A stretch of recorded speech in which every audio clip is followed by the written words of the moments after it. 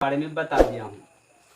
चर क्या होता है पहले बता चुका हूँ, थोड़ा सा मैं इसके बारे में बता देता हूँ कि चर होता है ABCD का जो लेटर होता है वह चर होता है, और अचर जो होता है 0 1 2 3 4 5 6 अनंत तक होता है, और बीजगणितीय व्यंजक जिसमें जोड़ घटाव और गुना भाग रहता है वह बीजगणितीय व्यंजक हो जाता है। आज समीकरण आप समझते हैं जिसमें चर रहता है और अचर भी, दोनों को मेल से जो बनता है वह समीकरण हो जाता है। और सर्व समीकरण के बारे में बताया हूँ कि जो सूत्र होता है a + b का होल स्क्वायर, a - b का होल स्क्वायर, a + b का होल क्यूब, a - b का होल क्यूब, ये सारे सूत्र जितने फार्मूला है वे सारे आइडेंटिटी यानी सर्व समीकरण में आते हैं।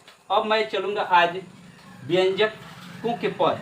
व्यंजक के पद क्या होते हैं, टर्म्स ऑफ एक्सप्रेशन, यानी पद क्या होते हैं व्यंजक के, तो ध्यान देना है। अब यहाँ व्यंजकों के पद, व्यंजकों के पद क्या होते हैं तो ध्यान दीजिए, बताते हैं व्यंजकों के पद। व्यंजकों के पद यानी व्यंजक का पद क्या होता है, तो व्यंजकों के पद में ध्यान देना है, इसमें जोड़ और घटाव दो ही चिन्ह रहता है। जैसे आपको बता देते हैं कि किसी भी दो पदों के कोई भी प्लस या माइनस चिन्ह, प्लस या माइनस चिन्ह रहता है तो वह व्यंजकों के पद होते हैं। और पद में जैसे ध्यान देना है कि 2x + 3y, अब इसमें पद कितने हो गए, एक पद और एक पद, दो पद, यानी इसमें दो पद हो गए। इसी तरीका से जैसे 2x बोल दिए तो 2x कितना पद हुआ, एक पद हुआ। उसी तरीका से अगर आपको बोल दिया गया कि 3x - x, इसमें कितने पद हो गए, इसमें भी दो पद हो गए। अगर वही 3x + 2y, इसमें कितने पद हो गए, तो इसमें दो पद हो गए। अब इसी तरीका से इस व्यंजकों के पद क्या होते हैं, यानी टर्म्स ऑफ एक्सप्रेशन, यानी कहने का मतलब व्यंजकों के पद होते हैं प्लस और माइनस। अगर आपसे कोई कह देता है कि 2x गुने 3ay, चाहे 3x कह देते हैं तो 3x कह दिए, या 2x गुने 3y कह दिए, तो इसमें अब बताइए यह पद नहीं होगा, यह एक ही पद रह जाएगा। अब आपको बता देते हैं कि ये इसमें क्या हो जाता है कि जैसे 3 दूनी का 6 x² हो जाएगा, यहाँ 3 दूनी का 6 xy हो जाएगा, तो यह एक पद हो गया। अब बताइए इसमें पद क्या होता है, जैसे आपको 2x भागा कोई कह देता है कि x हो जाएगा, यह पद नहीं होगा, पद होगा लेकिन इस टर्म्स उसका पद में अलग अलग नहीं हो पाएगा, जैसे एक पद, द्विपद, त्रिपद, उस तरह के पद नहीं हो पाएगा। तो आप समझिएगा कि इसमें हम लोग जोड़ घटाव का क्रिया के द्वारा बनाते हैं, तो उतने जितना अगर इसमें टर्म आएगा उतना ही चिन्ह इसमें बढ़ते जाएगा। जैसे बता देते हैं कि 2x + 3y + 5, तो इसमें कितने पद हो गए, इसमें 3 पद हो गए। 2x - 3y - z, इसमें भी 3 पद हो गए। इसी तरीका से यह पद हो जाते हैं। अब पद के बारे में, अब पद में भी कुछ पद अलग होते हैं। अब इस पद के बारे में जब आप समझ गए तो ध्यान दीजिएगा। अब कुछ होते हैं सजातीय और विजातीय। सजातीय और विजातीय पद जानना बहुत महत्वपूर्ण है इसमें अलजेब्रा में। अब कोई कहता है, आपसे पूछ देता है कि सजातीय पद यानी लाइक टर्म, सजातीय पद क्या होता है, सजातीय पद, सजातीय पद का मतलब होता है कि समान चर, समान घात रहेगा तबे सजातीय कहेगा, नहीं तो सजातीय हम उसको नहीं कहेंगे। तो ध्यान दीजिए, जैसे आपको बता देते हैं x + 2x, x + 2x यह हो जाता है 3x, सजातीय है। सजातीय है तो जुड़ता है या घटता है। सजातीय में हम लोग दो फंक्शन देखते हैं, इसमें प्लस और माइनस। प्लस और माइनस में जब तक सजातीय नहीं रहेगा तब तक हम उसको जोड़ेंगे या घटाएंगे नहीं। जोड़ेंगे कब, घटाएंगे कब, जब सजातीय रहेगा तब। तो सजातीय के बारे में हम बता रहे हैं, x² अगर प्लस यहाँ x रह जाए तो यह सजातीय नहीं होगा। चूंकि चर तो समान, इसका आधार तो समान है लेकिन घात समान नहीं है, यानी पावर समान नहीं है। पावर भी समान रहेगा तो अभी वही सजातीय होगा, नहीं तो सजातीय नहीं होगा। अब आगे मैं देख रहा हूं कि इसमें आप लोग समझिएगा कि 2x प्लस y है, तो क्या यह सजातीय है? दोनों का तो घात बराबर है, क्योंकि इसका घात 1 है, इसका भी घात 1 है, तो घात तो 1 है लेकिन चर क्या है? अलग अलग है। तो जब चर अलग अलग है तो यह सजातीय नहीं होगा। तो सजातीय के बाद ध्यान दीजिए, अगर 2xy है तो इसमें भी अगर 3xy है तो समझिए कि यह सजातीय है। यह आपको एक साथ जुट सकता है। जैसे 2xy, मान लीजिए कि यह आपका 2xy है, अगर एक जगह से 3xy और आ जाएगा तो 2xy और 3xy एक साथ जुट जाएगा तो यह हो जाएगा 5xy। लेकिन अब ध्यान देना है कि x plus 5x plus 2y। अब इसमें ध्यान देना है कि सजातीय कौन है, विजातीय कौन है। तो इसमें सजातीय x, ध्यान दीजिएगा, यहाँ x का घात 1 है, यहाँ भी x का घात 1 है, यहाँ y का घात 1 है। तो इसमें यह और यह, ये पद और ये पद सजातीय है, तो ये दोनों एक साथ जुट सकता है। जैसे इसका हम लोग बता रहे हैं कि कैसे जुटेगा, 5x और x, 5x और x को जोड़ेंगे तो 6x प्लस 2y, ये नहीं जुटेगा। कोई आपसे कभी कभी पूछ देता है कि a प्लस b बराबर क्या होता है, तो a प्लस b भी क्यों नहीं जुटता है? a प्लस b अगर सजातीय रहता तो जुट जाता। तो सजातीय आपको बताए हैं कि यह समान चर और समान घात, यानी दोनों बराबर रहेगा तो अभी जुटेगा, और नहीं तो नहीं जुटेगा। अब चर यहाँ ध्यान दीजिए कि चर अलग, ई चर अलग, ये है यह भी है, तो यह तो समान नहीं है, तो यह विजातीय है। अब इसके इसी में विजातीय भी है, यानी अनलाइक टर्म। अनलाइक टर्म होता है विजातीय पद। यह पद है जो आप लोगों को सजातीय और विजातीय जानना बहुत जरूरी है। यानी विजातीय, विजातीय पद होता है, सजातीय और विजातीय पद। सजातीय पद तो आपको समझाए, अब विजातीय पद देखना है, इसमें अलग अलग रहता है। जैसे आपको बता दिए कि x प्लस वाई, x का अलग चर है, y अलग चर है, तो यह विजातीय हो गया। जैसे x प्लस एक्स स्क्वायर या x minus x square, 2x minus x square, चाहे x क्यूब कर दीजिए, यह सब का हो गया विजातीय हो गया।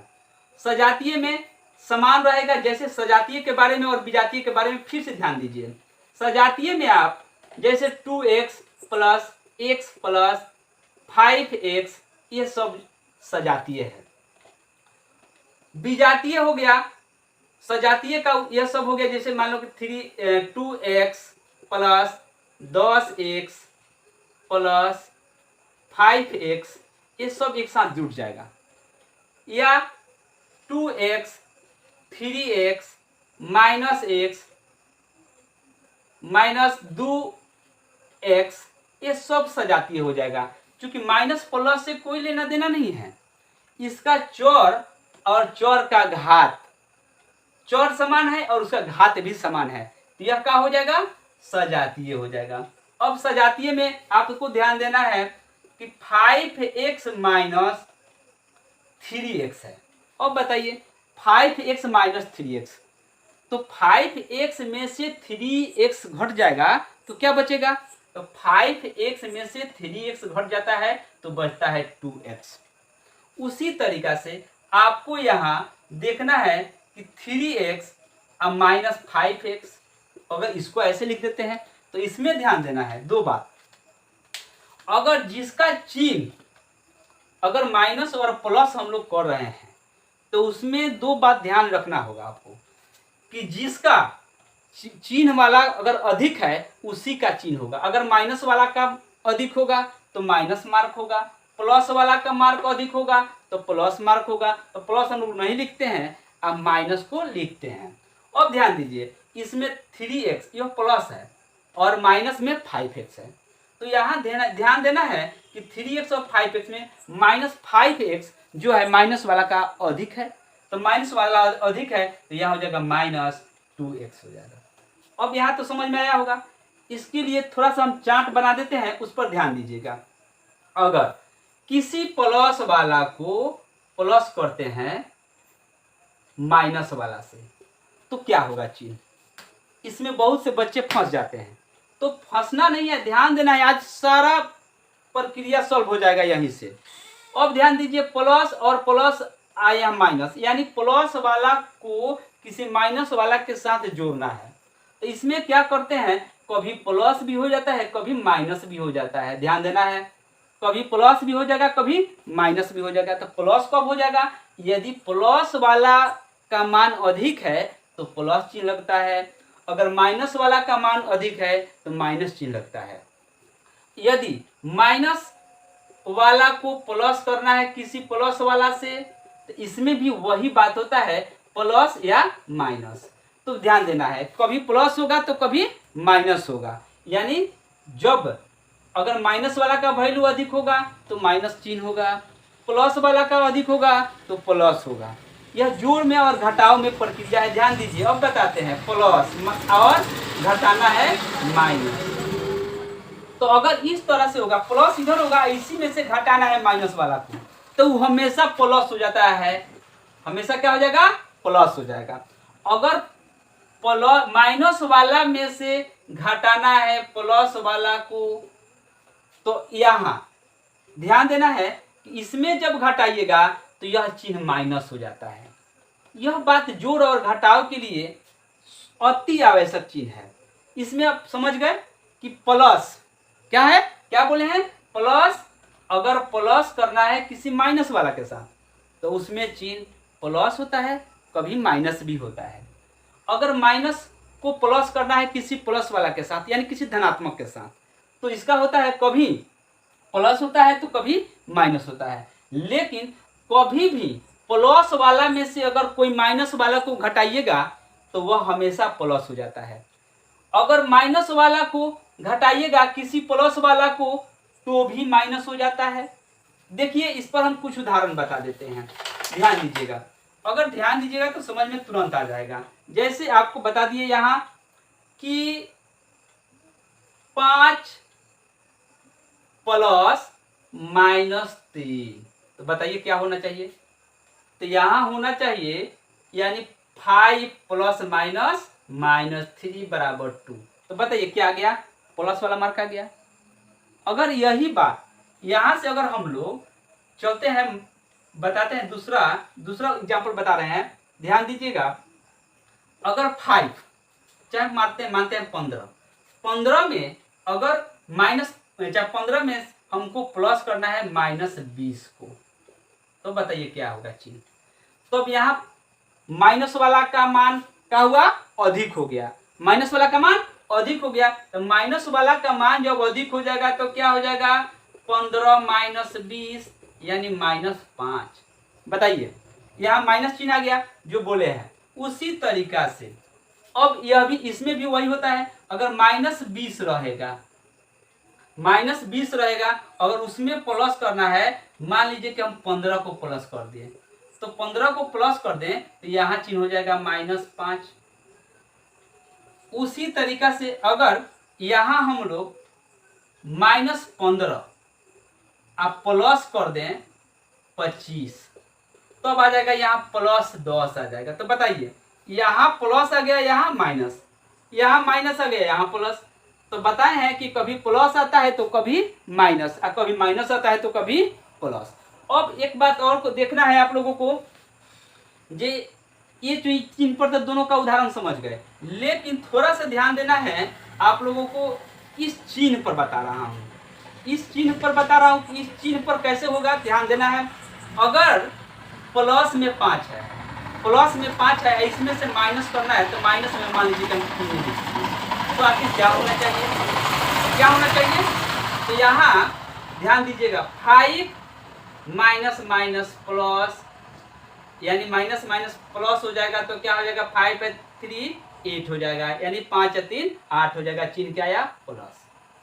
वही बात अगर यहाँ मान लीजिए कि -12 रख देते हैं, या प्लस -12 रख देते हैं, इसमें हम लोगों को माइनस करना है, माइनस कितना करना है, +5 को करना है। अब ध्यान दीजिए, तो यहां क्या होगा, यहां हो जाएगा -12 अब प्लस माइनस -5 यानी -17 हो जाएगा। तो अब देखना है कि 12 5 17 हो गया, तो सजातीय और विजातीय, और विजातीय के बारे में भी बता दिए, सजातीय के भी बारे में बता दिए। ठीक, अगला पॉइंट अगले वीडियो में आपके साथ बना रहूंगा। यशवंत सर।